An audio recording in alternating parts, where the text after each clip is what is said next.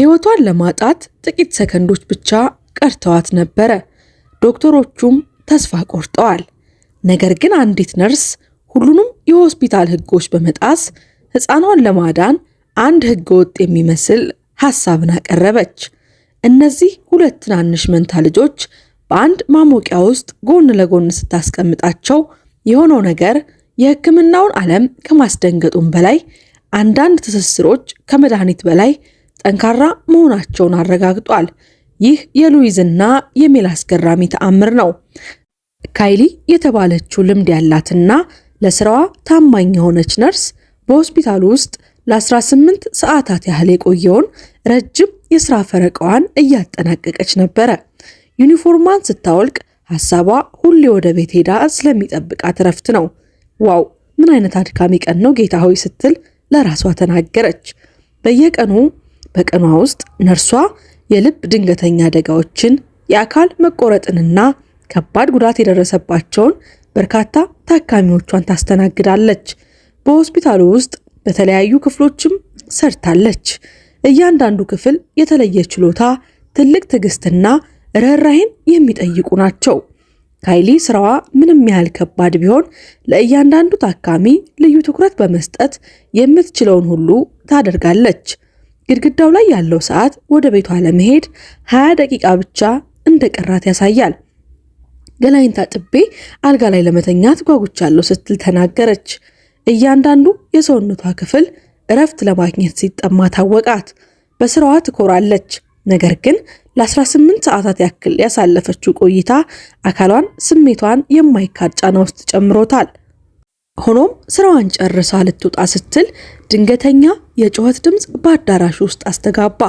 አንዲት ነፍሰ ጡር ሴት ምጥ ይዟት ወደ ሆስፒታሉ መጣች። አንዷ አዋላጅ ሐኪም በስራ ተወጥራ ወደ ነርስ ካይሊ እየሮጠች መጣች። ካይሊ እባክሽን እርጂኝ፣ እዚህ ያለሽው አንቺ ብቻ ነሽ። ልጆቹን እየወለደች ነው፣ እርዳታሽን ፈልጋለሁ አለቻት። ካይሊ በሁኔታው ተገርማ ብርታቷ ተመልሶ መጣ። ድካሟ በንቃት ተተካ። ልጆቹን ስትል ደገመችው። አይምሮዋ መረጃውን እያሰላሰለ ነበረ። ነፍሰ ጡሯ ሴት የ24 ሳምንት ያለ ጊዜው የመጣ ምጥ ይዟታል። መንታ ልጆች እንዳረገዘች እንኳን አታውቅም ነበር። ነርሷ በፍጥነት ዩኒፎርሟን መልሳ ለበሰች። የአካላዊ ድካም ምልክቶች ሁሉ ጠፍተው በማይናወጥ ቁርጠኝነት ተተክተዋል። በፍጥነት ወደ ወሊድ ክፍሉ አመራች። በክፍሉ ውስጥም ያለው ሁኔታ ውጥረት የነገሰበት ነበር። እናቲቱ በድንጋጤና በህመም ውስጥ ሆና የልጆቹ ያለ ጊዜያቸው መወለዳቸው ረብሿታል። ደህና ይሆናሉ? ይተርፋሉ? ስትል ጠየቀች።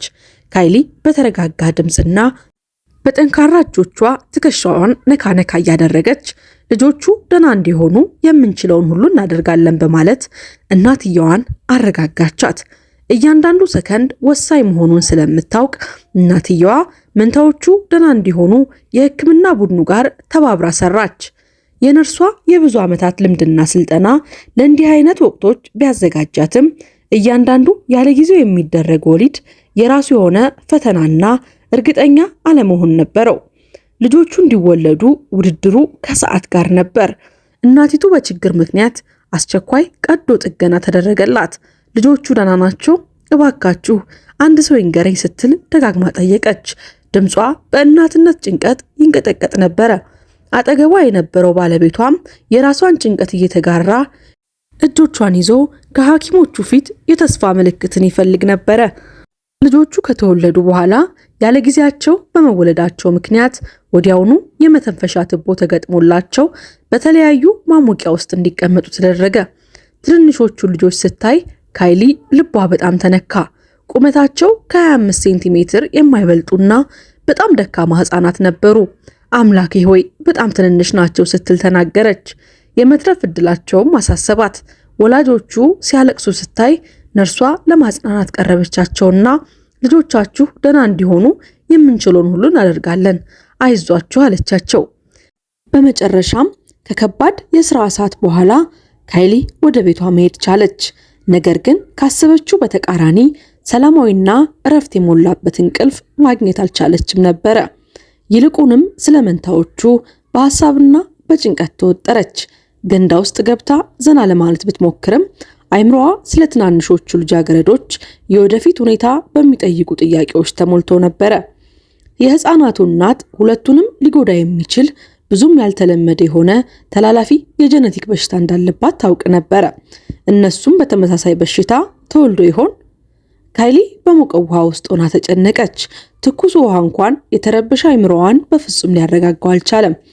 ነርሷ በሚቀጥሉት ጥቂት ቀናት ስለሚመጣው ነገር አሰበች። እነዚያ ቀናት ጥብቅ ክትትል፣ ምርመራዎችና ምናልባትም ተጨማሪ ተግዳሮቶች የሚታዩባቸው ይሆናሉ። በድካማ ውስጥ ቢሆንም ወደዚህ ዓለም እንዲመጡ ከረዳቻቸው ህፃናት ጋር ትስስር ተሰማት። ትግላቸው ገና መጀመሩና እንደ ነርስነቷም እነሱን ለመርዳት አቅሟ የፈቀደውን ሁሉ እንደምታደርግ ለራሷ ቃል ገባች። እነዚህ ሐሳቦች አይምሮዋን አጨናንቀውታል። ካይሊ በመጨረሻም በድካም እንቅልፍ ወሰዳት። ከዚያን ጊዜ ጀምሮ መንታዎቹን በመንከባከብ ረገድ አስቸጋሪ ጊዜያት እንደሚገጥሟት ብታውቅም እያንዳንዱ እርምጃዋ ለነሱ ለመታገል ወሰነች። ቀናት እያለፉ ሲሄዱ መላው የሆስፒታሉ ሰራተኞች ለትንንሾቹ ሉዊዝና ሜል መሻሻል ጤናቸው ጥሩ እንዲሆን ጸሎት በማድረግና ድጋፍ በማድረግ ይንከባከቧቸው ነበረ። በወሊዱ ጊዜ የረዳቻቸው ነርስ የወሊድ ክፍል መደበኛ የሥራ ቦታዋ ባይሆንም እንኳን በረፍት ሰዓቷ ትንንሾቹን መንታዎች ለመጎብኘት ቀርታ አታውቅም ነበር። ከልጆቹ ጋር እንደተሳሰረች ስለተሰማት እድገታቸውን በቅርበት ለመከታተል ሁል ጊዜም ትጥራለች። በተቻላት ጊዜ ሁሉ ለወላጆቻቸው ጥንካሬ፣ ተስፋ ለመስጠት ታወራቸዋለች። እነሱ ትንንሽዬ ታጋዮች ናቸው፣ እኛ ሁላችንም እዚህ ያለነው ለነሱ ነው ትላቸዋለች። የሷ ፍቅርና ቁርጠኝነት በማሞቂያው አጠገብ ሰዓታትን ለሚያሳልፉት ወላጆች ትልቅ መጽናኛ ነበረ። ይሁን እንጂ ምንም እንኳን የሕክምና ቡድኑ ጥረትና ብሩህ ተስፋ ቢኖረውም ተግዳሮቶች መታየት ጀመሩ። ታላቋ መንታ ሉዊዝ ከ3 ወር በፊት ያለቀን ብትወለድም ጥሩ እድገት ማሳየት ጀምራለች። እሷ ጠንካራ ሕፃን ነበረችና የሚያስደንቅ ለውጥም አሳይታለች። የእሷ የማወቅ ጉጉት ያላቸው ትናንሽ አይኖቿና የተስተካከለ አተነፋፈስ ለሚመለከታት ሁሉ ደስታን ያመጣል። በሌላ በኩል ታናሽ እህቷ ሜል ግን ያንኑ ፍጥነት ማስቀጠል አልቻለችም። እድገቷ አስጋሚ፣ ጤንነቷ ደግሞ ይበልጥ አሳሳቢና ደካማ እየሆነ መጥቷል። ወላጆቻቸው ይህንን ሁኔታ የልጅቱን መድከም በፍጹም ሊረዱት አልቻሉም። በተለይ እናታቸው በዛለው ፊቷ በደከመው ሰውነቷ ላይ እንቧ ያለማቋረጥ እየፈሰሰ አልገባኝም፣ ለምንድነው ልጃችን የማይሻላት እያለች ሁል ጊዜም ትጠይቃለች። አባትም አንዷን ልጃቸውን ሊያጡ እንደሚችሉ ስጋት እየተሰማው በብስጭት ዶክተሮቹን ይጠይቃል። ምን ማድረግ እንችላለን? ምንም የሚደረግ ነገር የለም ማለት ነው? እንድትድን እፈልጋለሁ፣ መትረፍ አለባት ሲል የባለቤቱን እጅ አጥብቆ ይዞ ዶክተሮቹን መለመን ጀመረ። ምንም እንኳን ከፍተኛ ጥረት ቢያደርጉም ዶክተሮቹ ለሁኔታው የተረጋገጠ ማብራሪያ ማግኘት አልቻሉም። እንዳለመታደል ሆኖ ሚስተር ብራውን ምን እየተካሄደ እንዳለ እኛም አልገባንም። የእናታቸውን በሽታ ወርሰው እንደሆነ አሁንም እያጠናን ያለ ነው። ሉዊዝ በሽታው እንደሌለባት በምርመራ ተረጋግጧል። ሜል ግን እስካሁን ምንም አይነት መደምደሚያ ላይ መድረስ አልቻልንም ስለሷ። ቢሆንም ግን ሜል በሆነ ምክንያት ለሕክምናው ምላሽ እየሰጠችን አይደለም። ይህ ምናልባት ከጨቅላነት ሕክምና ጋር የተያያዘ የተለየ ምላሽ ሊሆን ይችላል ብለን እናምናለን ሲሉ ዶክተሮቹ በሙያዊ ብቃትና ርህራሄ ተሞልተው ገለጹላቸው። ካይሊ ራቅ ብላ ስትከታተል ነገሮቹን ቆይታ ለነዚህ ምስኪን ጥንቆች ጥልቅ ሐዘን ተሰማት። ከመንታዎቹ ጋር የፈጠረችው ትስስር ሁኔታውን ይበልጥ ከባድ አደረገባት። ሆኖም ግን ነገሮችን ይበልጥ አሳሳቢ ወደሆነ አቅጣጫ እየተቀየሩ ነው። ምክንያቱም በአንድ ወቅት ካይሊ እረፍት በነበረችበት ሰዓት ላይ ትልቅ ድንጋጤ የተፈጠረበትን ቅጽበት ተመለከተች። የሜል ቆዳ ወደ ወይነ ጠጅነት ቀለም መቀየር ጀመረ። አተነፋፈሷም በጣም ፈጥኖ ከዚያም በጣም ባደገኛ ሁኔታ መድከም ጀመረ። በማሞቂያው አጠገብ የነበሩት ወላጆች በከፍተኛ ድምፅ ማልቀስ ጀመሩ። ልጄ አምላኬ ሆይ እያሉ ሲጮሁ ዶክተሮችና ነርሶች ለመርዳት ተረባረቡ። ሁኔታው በጣም አስጊ ሆነ። የሜል የልብ ምት ከመድከሙ የተነሳ ሊቆም ምንም አልቀረውም ነበረ። ይህም በሆስፒታሉ የነበሩትን ሁሉ በድንጋጤና በሐዘን ውስጥ ከተታቸው። ብዙ ምርመራዎች ቢደረጉም ምንም ሊሳካ አልቻለም። ካይሊ ሕፃናቱንና ወላጆቹን ለመጠየቅ ስትመጣ በክፍሉ ውስጥ ከወላጆቹ ውጪ ምንም የሕክምና ቡድን አልነበረም። ካይሊ በዚህ አስቸጋሪ ሁኔታ ውስጥ ሆና በጭንቀትና በውስጣዊ ስሜት ተገፋፍታ ያልተለመደ ውሳኔን ወሰነች። እባካችሁ ከፈቀዳችሁልኝ አንድ ነገር መሞከር እፈልጋለሁ አለች። ስለ መንታ ልጆች ያነበበችውን ጥናት እያስታወሰች መንታዎች ተቀራርበው ሲቀመጡ የተሻለ እድገት እንደሚያሳዩ ከዚህ በፊት ማንበቧን ገለጸችላቸው። እህትማማቾቹ በአንድ ላይ የማስቀመጥ እድል ነገረቻቸው። ይህ ሐሳብ ከተለመደው የሕክምና አሰራር ውጪ ነው። በተለይም እናቲቱ የጄኔቲክ በሽታ አለባት ተብሎ በሚጠረጠርበት ሁኔታ። ነገር ግን ሁኔታውን ልዩ እርምጃ የሚጠይቅ ነበር። ካይሊ መንታዎቹን በአንድ ላይ ለማድረግ አደገኛ ሊሆን ይችላል፣ ነገር ግን ምናልባት በመካከላቸው ያለው ልዩ ትስስር የሚያስፈልገንን ለውጥ ሊያመጣ ይሆናል ስላሰበች እናቲቱ ልጇን ለማዳን ማንኛውንም ሙከራ እንድታደርግ ስትማጸናት ነርሷ ይህንን እድል መጠቀም እንዳለባት አመነች። በራሷ ድፍረት እየተገረመች በክፍሉ ውስጥ ማንም አለመኖሩን ተጠቅማ ኢንኩቤተሩን ከፈተችው።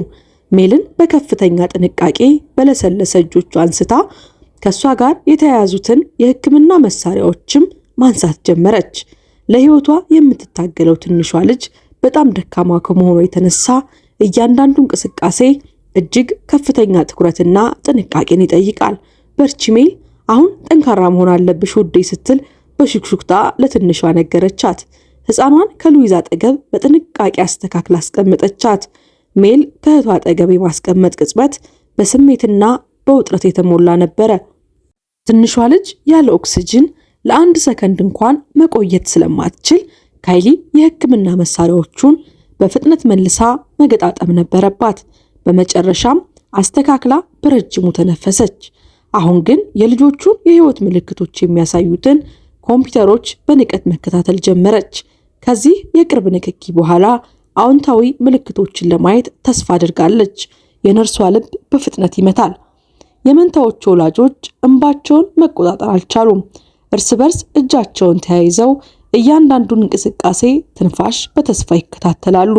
እናቲቱ አይኖቿን ልጆቿ ላይ ተክላ እባክህ አምላኬ ሆይ ይህ ሙከራ ይሳካ ስትል ጸለየች። ካይሊ ሜል በአግባቡ መቀመጧንና ኦክሲጅን ማግኘቷን ካረጋገጠች በኋላ ጥቂት እርምጃ ወደ ኋላ ተመለሰች። አቅሟ የፈቀደውን ሁሉ ማድረጓን ታውቃለች። አሁን የቀራት መጠበቅ ብቻ ነው። በመንታዎቹ መካከል አለ የሚባለው ትስስር ይረዳቸዋል ብዬ ተስፋ አድርጋለሁ ስትል ተናገረች። እህትማማቾቹን በማሞቂያው ውስጥ በአንድ ላይ እያየች አሰበች። ወላጆቹን ብቻቸውን ትታ ወደ ስራዋ ልትመለስ ስትል ቀጥሎ የሚሆነውን ማንም ሊገምተው አልቻለም። ካይሊ ለመውጣት በሩን ከመክፈቷ በፊት የዶክተሮች ቡድን በድንገት ወደ ክፍል ገቡ። ከፍተኛ ውጥረት ተፈጠረ። የወሊድ ስፔሻሊስቷ ሐኪም መንታዎቹ ተቃቅፈው ተኝተው ስታይ በጣም ደንግጣ ወደ ኋላ ፈገፈገች። አብደሻል ካይሊ፣ በሽታው ሊተላለፍባቸው እንደሚችል አታውቂም ስትል ጮኸችባት። ሕፃናቱን ለመለያየት እየሞከረች ዶክተሯ ድንጋጤና በንዴት ተሞልታ ተናገረቻት። ካይሊ ግን ውሳኔዋን ለመከላከል ዶክተር እኔ ያሰብኩት ብላ ልታብራራ ስትል ዶክተሯ አቋረጠቻት። ያለኔ ፍቃድ ምንም አይነት ውሳኔ መወሰን አልነበረብሽም። ምን እያሰብሽ ነው? ክርክሩ በከፍተኛ ድምፅና በተለያዩ አስተያየቶች ቀጠለ።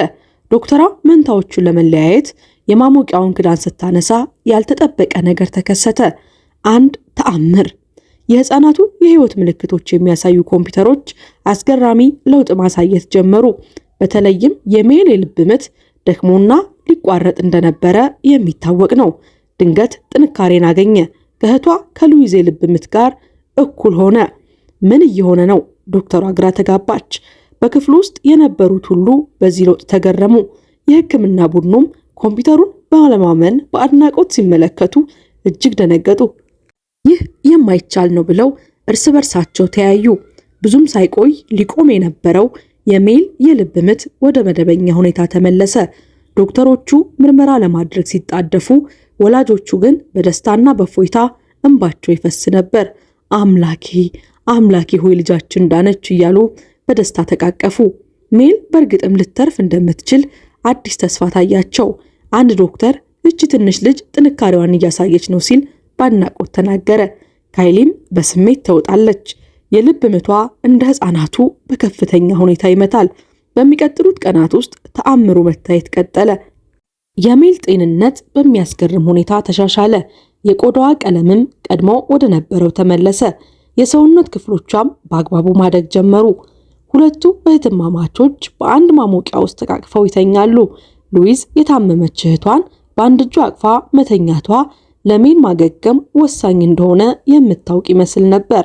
በገዛ አይኖቻቸው ተቃቅፈው ሲተኙ ያላዩ ሰዎች ይህንን ሁኔታ በፍጹም ሊያምኑት የሚችሉት ነገር አልነበረም። ወራት አለፉ። ከሚጠበቀው በላይ ትንሿ ሜል ጠንካራና ጤናማ እየሆነች ነው። እውነተኛ የሕክምና ተአምር።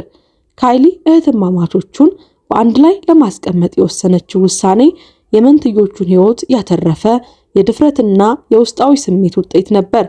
በጭንቀትና በፍርሃት የጀመረችው የታሪኩ ምዕራፍ በድልና በፍቅር ተደመደመ። የነርሷ ድፍረት በመንታዎቹ መካከል ያለውን የማይገለጽ ትስስርና በጨለማ ሰዓት የበራው ተስፋ በሆስፒታሉ የነበሩትን ሰው ሁሉ በአድናቆት እንዲመለከቱት አደረገ። የሉዊዝና የሜል ታሪክ በፍጥነት በመላው ዓለም ተሰራጨ። ተአምራዊ ሕፃናት ተብለው በመጠራታቸው የተስፋ ምልክት በመላው ዓለም መሆን ቻሉ። ወላጆቻቸው በየጊዜው ቃለ መጠይቅ ይደረግላቸዋል። እነሱም ስለ ደፋሯ ነርስ ካይሊ በአድናቆት ሁሌም ይናገራሉ፣ ይመሰክራሉ። ካይሊ ይህንን ሐሳብ ከየት እንዳገኘች ስትጠየቅ በአውሮፓ የተደረጉ ጥናቶችን መንታዎች በአንድ ላይ ሲሆኑ በፍጥነት እንደሚያገግሙ ያነበበችውን ጥናት ገለጸች።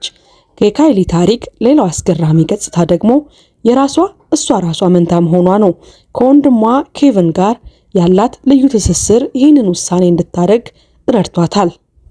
ከወራት በኋላ ሕፃናቱ በጭብጨባና በአድናቆት ታጅበው ከሆስፒታሉ ወጡ። ካይሊ ከቤተሰቡ ጋር ጥልቅ ጓደኝነትና ቤተሰብነት መሰረተች። የሕፃናቱ የክርስትና እናት እንድትሆን በፍቅር ተጋበዘች። ዓመታት እያለፉ ሲሄዱ ልጆቹ ነርስ ብቻ ሳይሆን አፍቃሪ ክርስትና እናት፣ ተስፋ ያላት ተወዳጅ እናት ሆነችላቸው። ሉዊዝና ሜል ጤናማና ደስተኛ ሆነው አደጉ። ይህ ታሪክ በሰው ልጆች መካከል በተለይም በመንታዎች መካከል ያለውን የማይታይ ግንኙነት በጨለማ ጊዜ ቢሆንም ፈውስና ተአምራትን እንደሚያመጣ ትልቅ ማሳያ ሆነው ኖረዋል። ውድ የሀበናብ ክሮኒክልስ ቤተሰቦቻችን ለዛሬ ያዘጋጀንላችሁ ልብ የሚያሞቅ ታሪካችን ይህንን ይመስል ነበረ። እስከ ፕሮግራማችን ፍጻሜ ድረስ ስለተከታተላችሁን ከልብ እያመሰገንኩኝ ቪዲዮውን ላይክ፣ ቻናሉን ሰብስክራይብ ማድረጋችሁን እንዳትዘነጉ እያስታወስኩኝ ለወዳጅ ዘመዶም እንዲያጋሩልን የአክብሮት ግብዣችን ነው። ከዚህ ቀደም የሰራናቸውን ፕሮግራሞች በቻናላችን ገብታችሁ እንድትመለከቱ እየጋበዝኩ እኔ ተሰናበትኳችሁ። ቸር ቆዩልኝ።